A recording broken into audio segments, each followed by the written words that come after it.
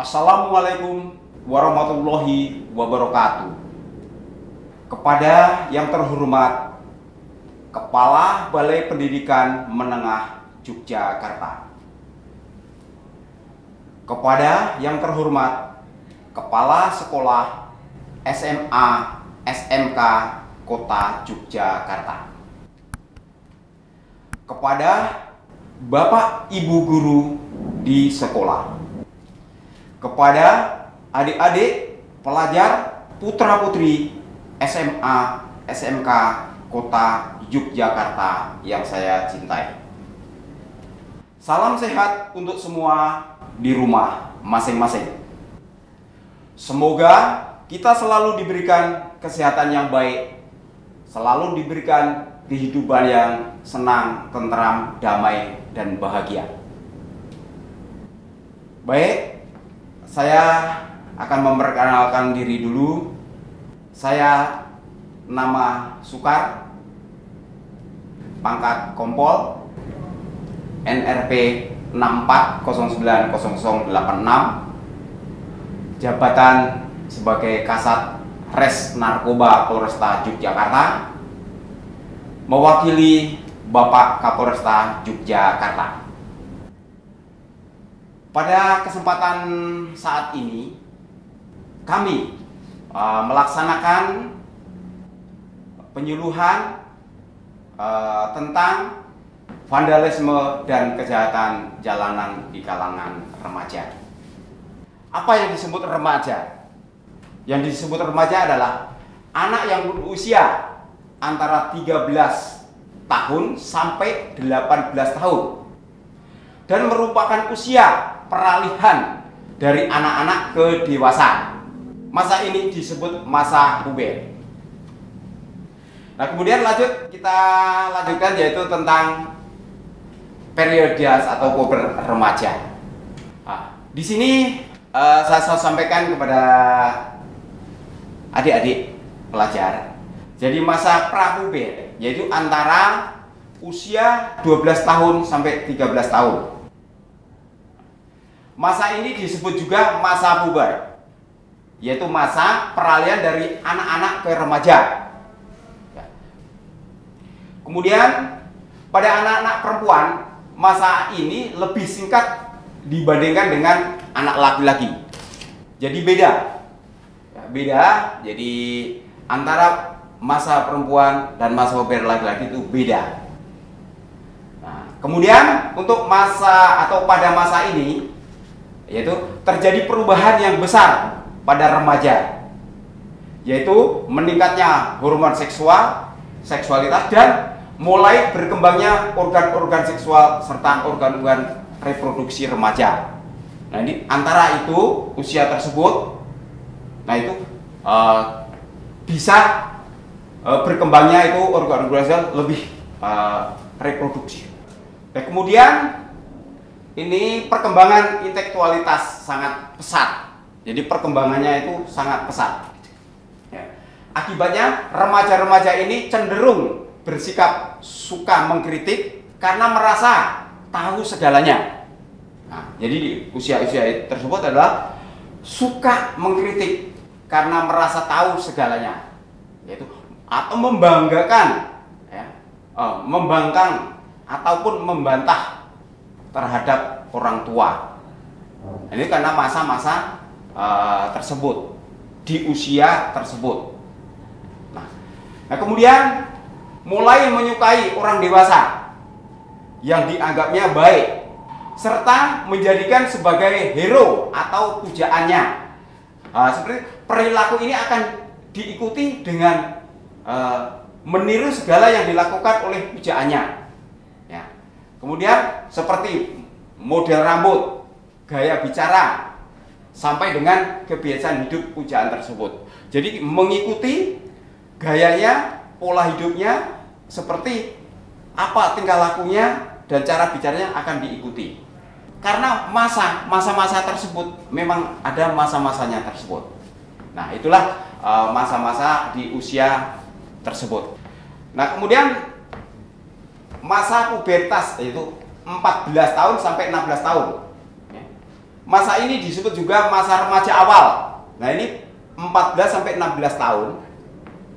Jadi di mana perkembangan fisik mereka begitu menonjol. Karena apa? Usia 14 sampai 16 tahun, yaitu masa remaja awal. Nah, kemudian remaja sangat cemas akan perkembangan fisiknya. Sekaligus bangga. Hal itu menunjukkan bahwa ia memang bukan anak-anak lagi. Ya. Ya. Jadi pertumbuhan antara usia 14 sampai 16 tahun, yaitu masa remaja awal. Jadi seakan-akan sudah tidak mengakui anak-anak lagi. Jadi akan menganggap bahwa oh, saya sudah bukan anak-anak. Jadi saya sudah menganjak remaja. Nah, itu namanya remaja awal. Nah, masa remaja awal. Baik, nah, kemudian pada masa ini emosi remaja menjadi sangat labil akibat perkembangan hormon-hormon seksualnya yang begitu pesat. Jadi emosinya itu labil, ya, seakan-akan namanya perkembangan masa remaja awal yaitu labil, tinggi, dan tidak terkontrol kalau kita tidak bisa menguasai diri.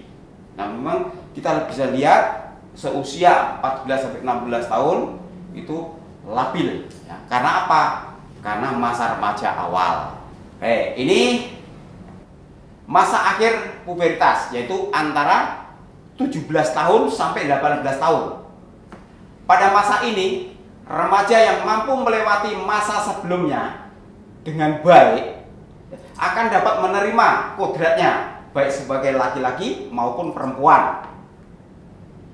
Kemudian masa ini berlangsung sangat cepat. Jadi 17 sampai 18 itu masa berlangsung sangat cepat. Nah, kemudian pada remaja putri, masa ini berlangsung lebih singkat daripada remaja pria. Sehingga proses kedewasannya remaja putri lebih cepat dicapai dibandingkan remaja pria. Umumnya kematangan fisik dan seksualitasnya mereka sudah tercapai sepenuhnya. Namun kematangannya fisiologis belum tercapai sepenuhnya. Nah, kemudian ini antara 17 sampai 18 ini kita harus mulai introspeksi diri juga, karena ini bisa mengakibatkan kalau tidak dikontrol emosi kita, emosi masing-masing nanti akan tinggi emosinya. Nah, selain itu ada periode peralihan, yaitu periode peralihan remaja, yaitu antara 19 sampai 21 tahun. Ini adalah masa periode peralihan. Nah, pada periode ini umumnya remaja sudah mencapai kematangan yang sempurna, baik segi fisik, emosi maupun fisikisnya. Nah, mereka akan mempelajari berbagai macam hal yang abstrak dan mulai memperjuangkan suatu idealisme yang mendapat dari pikiran mereka. Nah, kemudian mereka mulai menyadari bahwa mengkritik itu lebih mudah daripada menjalaninya. Jadi mau yang kritik, tetapi belum tentu bisa menjalani dengan sempurna. Cuma bisanya mengkritik, nah itu yang dilakukan, tapi belum tentu bisa menjalaninya. Nah, kemudian sikap terhadap kehidupan mulai terlihat jelas, seperti cita-cita, minatnya, bakatnya, dan sebagainya. Jadi usia tersebut itu nanti sudah kelihatan. Jadi sikap terhadap kehidupan. Ya, nanti apakah cita-citanya itu apa? Jadi nanti sudah kelihatan. Dan dari bakatnya itu sudah kelihatan. Kemudian arah kehidupannya serta sifat-sifatnya yang menonjol akan terlihat jelas pada fase ini atau pada fase ini. Nah, ini udah jelas. Nanti pada usia 19 tahun sampai 21 itu sudah jelas, sudah kelihatan. Sudah kelihatan. Itu sudah kelihatan dari fasenya sangat jelas apa yang nanti jadi cita-cita tersebut.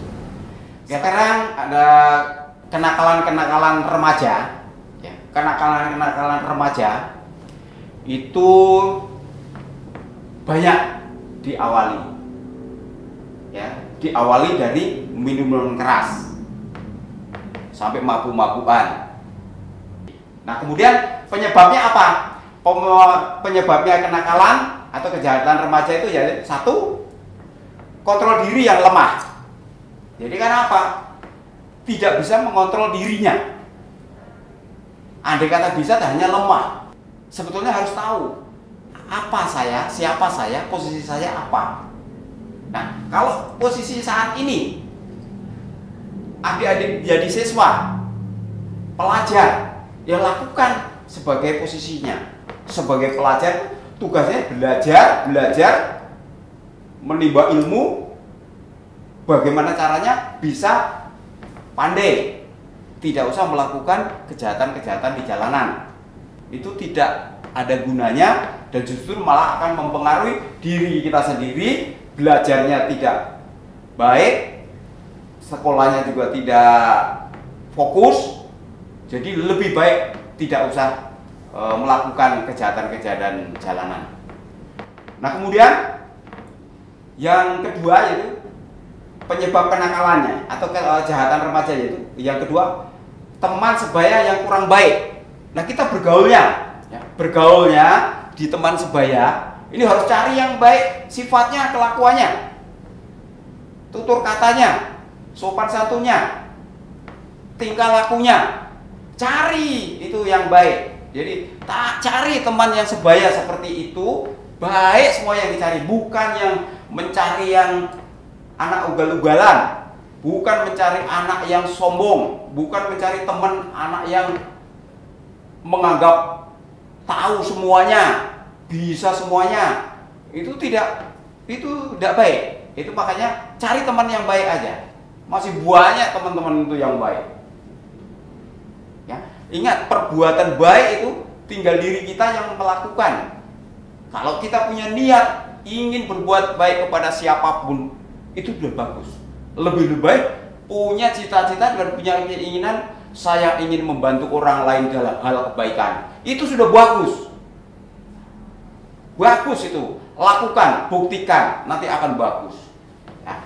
Nah, kemudian penyebab kenakalan atau kejahatan remaja yang ketiga, yaitu komunitas yang kurang baik. Nah, udah jelas kalau komunitas yang kurang baik jangan diikuti. Jangankan kok diikuti, dilihat pun tidak usah. Karena apa? Kita akan terpengaruh dan akan ikut. Tetapi kalau kita tidak melihat dan tidak mengikut, kita akan baik. Karena tidak akan terpengaruh yang kurang baik. Maka adik-adik siswa harus berbuat baik dan harus melakukan kebaikan dan tahu posisi masing-masing. Karena saat ini masih pelajar, tugasnya hanya belajar, mencari ilmu, menimba ilmu nanti untuk demi masa depan kalian semuanya. Kemudian yang keempat, yaitu lingkungan tempat tinggal yang kurang baik. Itu lingkungan itu mempengaruhi, sangat mempengaruhi. Makanya tadi dari awal introspeksi diri kita sebagai apa.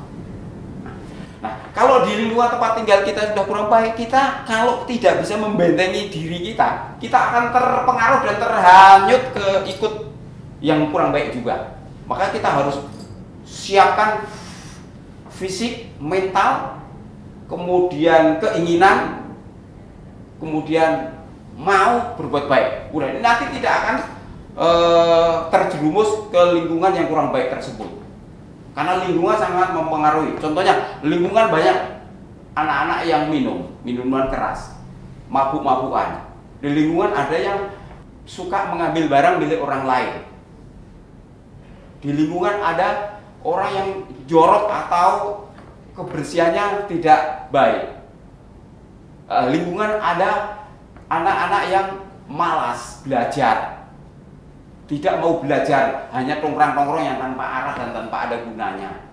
Nah, kalau kita tidak bisa membentengi diri kita sendiri, kita tinggal di lingkungan tersebut, kita akan terikut yang kurang baik tersebut. Nah, maka jangan sampai kita ikut, ya, jangan sampai kita ikut yang kurang baik, maka bentengi diri kita sendiri. Kita melakukan yang baik. Dan jangan ikut, walaupun di situ lingkungannya kurang baik, jangan diikuti yang nggak baik. Ikut aja yang baik. Kan masih ada juga, walaupun lingkungan di itu kurang baik, tapi yang baik kan masih ada dan banyak juga. Nah, maka ikuti yang baik aja di lingkungan tersebut. Dari apapun bentuknya kegiatan yang baik diikuti, bukannya yang mengikuti yang kurang baik. Nah, contohnya kegiatan yang baik itu masih banyak dan banyak yang dilakukan. Nah, ikuti itu. Kita mau bisa berbuat sosial yang baik, bisa kita kalau yang beragama Islam mengikuti pengajian dan melakukan pengajian, sholat tepat waktu dan berbuat baik dan banyak sedekah, itu ikuti dan membantu orang dalam hal kesusahan tanpa pamrih. Ikuti yang baik-baik aja, jangan terjerumus kita ke lingkungan yang kurang baik. Maka itu penyebab dari kenakalan remaja itu termasuk di lingkungan tempat tinggal kita yang kurang baik. Maka adik-adik pelajar tidak boleh mengikuti di lingkungan yang kurang baik. Ikuti lingkungan tersebut, pasti ada yang baik. Ikuti aja yang baiknya. Nah, kemudian yang selanjutnya adalah keluarga yang tidak harmonis. Nah, baik, ini masalah keluarga yang kurang harmonis ya bisa mempengaruhi kenakalan remaja tersebut atau anak tersebut. Karena apa? Kadang-kadang namanya keluarga tapi sudah tidak harmonis, beda pendapat, selalu salah, selalu menganggap yang satu salah, terus yang satu menganggap saya yang benar, dan saya menganggap tidak pernah salah. Nah, itu kan sudah maunya kehendak sendiri. Tapi kalau keluarga yang sejahtera, keluarga yang rukun, keluarga yang damai, anaknya pun nanti akan tetap damai, rukun, dan taat kepada orang tuanya, taat kepada gurunya, taat ibadahnya, rajin belajarnya, nilainya bagus. Nah, tetapi kalau kita sudah ada di keluarga yang tidak harmonis, kalau dirinya sendiri, anak tersebut tidak bisa membentengi dan membuat dirinya berbuat baik, nanti pikirannya pun akan terbawa dan akan melihat dan pasti ingat karena keluarganya adalah kurang harmonis atau tidak harmonis. Tetapi kalau anak tersebut mampu dan bisa membentengi dirinya, bisa merubah yang kurang baik jadi baik, karena kita di rumah tangga itu sering ada ribut, salah pendapat, cekcok, beda pendapat, kekurangan apapun bisa jadi cekcok atau ribut. Nah, disitulah anaknya akan melihat dan mendengar. Nah, makanya siswa atau anak-anak tidak usah terpengaruh keluarga tersebut yang kurang harmonis. Buatlah bisa harmonis keluarga tersebut atau orang tua kita tersebut biar harmonis, rukun, damai, tenang, tentram, bahagia bersama keluarga. Nah, makanya kebanyakan keluarga yang tidak harmonis yaitu anaknya menjadi nakal atau terjadi kenakalan-kenakalan remaja karena orang tuanya atau keluarganya kurang harmonis. Itu ada dan ada. Tapi saya mohon, saya minta kepada seluruh siswa yang andai kata kurang harmonis, buatlah harmonis. Anaknya membuat itu bisa. Kita coba laksanakan yang kurang harmonis jadi harmonis. Kita sebagai siswa barangkali ada tapi bisa, coba lakukanlah, berbaktilah kepada orang tua, kedua orang tuanya. Kalau orang tuanya kurang pas atau berikan masukan dan saran, nanti pasti itu bisa berubah, karena belum tentu yang salah itu anaknya atau orang tuanya. Biar nanti keluarganya bisa harmonis. Baik, sekarang kita lanjutkan tentang kejahatan jalanan, ya. Kejahatan jalanan atau klide. Nah, maka adik-adik siswa perhatikan. Sebelum saya lanjutkan ini, saya larang jangan ada siswa yang melakukan kejahatan jalanan. Nah, ini udah saya larang dulu. Kejahatan jalanan itu bermacam-macam. Apalagi seusia 18 sampai 21 tahun itu rentan untuk melakukan kejahatan. Tadi sudah saya sampaikan, kejahatan itu ada diawali dengan minum minuman keras, mabuk-mabukan, minum pil yang dilarang. Ya akhirnya apa? Mabuk tambah berani. Karena apa? Tidak bisa mengontrol dirinya. Nah maka saya sampaikan, saya larang kepada seluruh siswa tidak ada yang melakukan kejahatan di jalan. Karena siapapun yang melakukan kejahatan di jalanan itu bisa dipidana dan bisa dihukum. Ingat, semua saya rasa tidak mau dihukum, semua saya rasa tidak mau ditindak atau diproses sesuai dengan hukum. Tetapi ini aturan. Nah maka saya larang tidak usah melakukan kejahatan di jalan. Kejahatan di jalan itu banyak sekali. Antara lain, kita di jalan naik sepeda motor, ngebut, nyerobot lampu merah, membawa sajam, nah kemudian keliling-keliling jalanan, kemudian karena tadi sudah minum minuman keras, akhirnya tambah berani, tambah gagah, ketemu di jalan, ketemu orang di jalan, menganggapnya dia itu musuh kita atau itu orang kecil, kita salib, salib sambil ngegas-ngegas. Kemudian karena tadi membawa senjata tajam, bangga itu bawa tajam, itu bisa nanti bisa terjadi kejahatan di jalanan. Nah kemudian yang disalib tadi kan kadang tidak mau karena tidak merasa salah, disalib, digas, dibeler-beler, nyalip lah, salib juga, dikejar, salib, akhirnya kejar. Nah setelah kejar-kejar mengejar, ribut, berantem, berani itu karena apa? Yang tadi minuman keras, udah membawa senjata tajam, dapat lawan, ya itulah namanya kejahatan di jalan, bisa berantem, bisa mengakibatkan luka atau yang lainnya. Nah, kemudian kejahatan jalan lainnya lagi, kita mengendarai kendaraan berboncengan, mengendarai kendaraan sepeda motor berboncengan, karena kita merasa udah puas, karena sudah bangga, seakan-akan menang sendiri. Jalan-jalan di jalan. Kebetulan di depannya juga ada naik sepeda motor. Nah, seakan-akan mau nyalip juga, tapi ada timbul niat. Wah, itu yang naik motor bawa tas. Ya, bawa tas, kita rebut aja tasnya. Betul, itu yang bawa motor tersebut bawa tas, kita rebut. Nah, itu karena kejahatan di jalan, mengganggu ketertiban umum juga itu. Itu tidak boleh. Karena apa? Kita sudah awalnya minum keras, sudah tidak terkontrol dirinya, maunya berani dan maunya nekat, tidak tahu efek akibatnya. Nah, maka apa mau para siswa ini dihukum, ditindak karena kejahatannya? Karena rata-rata tidak mau. Nah, kalau tidak mau ya tidak usah melakukan dan tidak usah meniru, ya itu tidak boleh. Itu larang dan saya larang, tidak boleh. Ya. Baik, nah, ini kejahatan jalanan ya atau klite. Apa itu klite?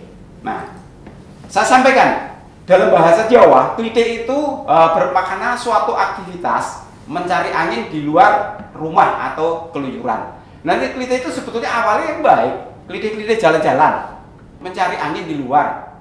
Ini kan baik sebetulnya, tidak melakukan kejahatan, tetapi karena berawal mula dengan melakukan minuman keras, itu bisa kelili-kelili akhirnya jalan-jalan untuk mencari musuh atau mencari kejahatan yang di jalan-jalan tersebut. Melakukan kejahatan karena apa? Kita sudah awalnya minum minuman keras tersebut. Ya, ini saya ulangi lagi ya, tentang dalam bahasa Jawa, klite itu bermakna suatu aktivitas, yaitu mencari angin di luar rumah atau keluyuran. Tapi kan tidak tujuannya untuk kejahatan, hanya jalan-jalan sebetulnya ini, mencari angin. Kemudian yang lanjut adalah namun dalam kekerasan remaja, kekerasan remaja ini pemaknaan klite kemudian berkembang sebagai aksi kekerasan dengan senjata tajam atau tindak tanduk kriminal anak di bawah umur di luar kezaliman. Nah, beda sama yang nomor 1 tadi. Kalau nomor 1 itu maknanya bagus. Tapi yang kedua ini yaitu karena remaja itu dimaknakan atau klite itu berkembang dilakukan sebagai aksi kekerasan, ya, aksi kekerasan dengan senjata tajam dan tindak tanduk kriminal anak di bawah umur. Nah itu makanya ini jangan ya, siswa tidak usah kelayar keluyur, tidak usah keluar malam, tidak usah ikut-ikut teman yang kurang baik. Ikuti teman yang baik aja. Baik itu tingkah lakunya dan perbuatannya, bukan baik yang wajahnya atau apa. Syukur-syukur baik wajahnya, tetapi kelakuannya baik, sifatnya baik, perbuatannya baik. Nah, jangan sampai disalahartikan klite terus bagi remaja melakukan kejahatan untuk melakukan kejahatan. Jangan, itu tidak boleh, ya, tidak boleh. Kemudian lanjut ini dimulai dari keributan satu remaja beda sekolah dengan remaja yang lain, lalu berlanjut dengan melibatkan komunitas masing-masing. Nah ini ya, kejahatan jalanan tadi itu diawali itu, ya, dimulai dari keributan satu remaja beda sekolah. Nah, karena beda sekolah seakan-akan yang beda sekolah tadi tidak terima, dan yang melakukan tadi manggil temennya. Nah nanti kalau situasinya begitu, kita tidak akan baik antara sekolah yang satu dengan sekolah yang lain. Maka baiklah kepada antara sekolahnya satu, sekolahnya yang lain, tetapi kita sudahlah, tidak usah ada kenakalan-kenakalan remaja, kenakalan di jalan, stop, tidak usah ada. Biar semua siswa yang belajar fokus belajar, semua siswa yang ingin meraih cita-citanya bisa terlaksana karena kita tidak ada gangguan apapun. Justru belajarnya fokus, tenang, pandai karena semangat dan tekun, serta taat, serta nurut apa yang diperintah oleh bapak ibu gurunya.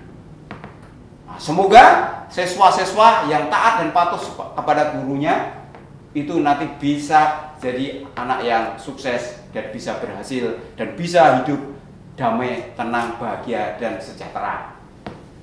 Nah kemudian aksi itu saling membalas, satu terus terjadi berulang sengaja dipelihara turun temurun. Nah itu tidak boleh. Sudahlah, tidak usah balas membalas, tidak usah turun temurun kejahatan, tidak usah, berhenti. Maka siapapun yang mau berbuat kejahatan di jalanan berhenti, mulai saat ini berhenti, tidak usah melakukan.